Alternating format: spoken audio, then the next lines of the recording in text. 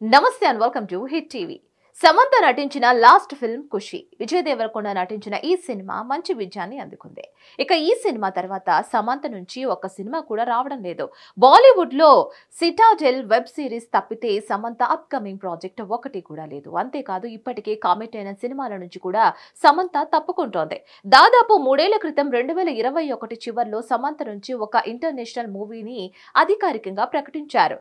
Philip John దర్శకత్వంలో the arrangements of love అనే పుస్తకం ఆధారంగా తెరకెక్కుతున్న ఇంగ్లీష్ ఫిల్మ్ లో సమంత ఒక డిటెక్టివ్ పాత్రలో నటిస్తున్నట్లు అప్పట్లో ప్రకటించారు. కానీ ఆ తర్వాత సినిమా మాత్రం సెట్స్ మీదకు వెళ్లలేదు. అయితే లేటెస్ట్ అప్డేట్ ప్రకారం ఆ సినిమా నుంచి సమంత తప్పుకుందని సమాచారం. ఇక దీంతో సమంత ప్లేస్ లో శృతి హాసన్ నటిస్తున్నట్లుగా తెలుస్తోంది.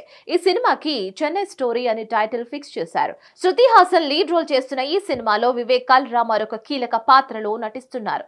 త్వరలోనే ఈ సినిమా సెట్స్ మీదకు వెళ్లనుంది. అయితే సమంత ఈ ప్రాజెక్టు నుంచి తప్పుకోవడంతో ఇకపై హీరోయిన్ గా అసలు సినిమాలు చేయదా అనే అనుమానాలు వస్తున్నాయి. ప్రస్తుతం అమ్మడి చేతిలో ఒక సినిమా కూడా లేదు. కానీ నిర్మాతగా సినిమాలు చేయడానికి రెడీ అవుతోంది.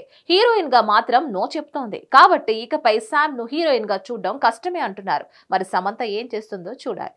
దీనిపై మరిన్ని అప్డేట్స్ కోసం please like, share and subscribe to hit TV.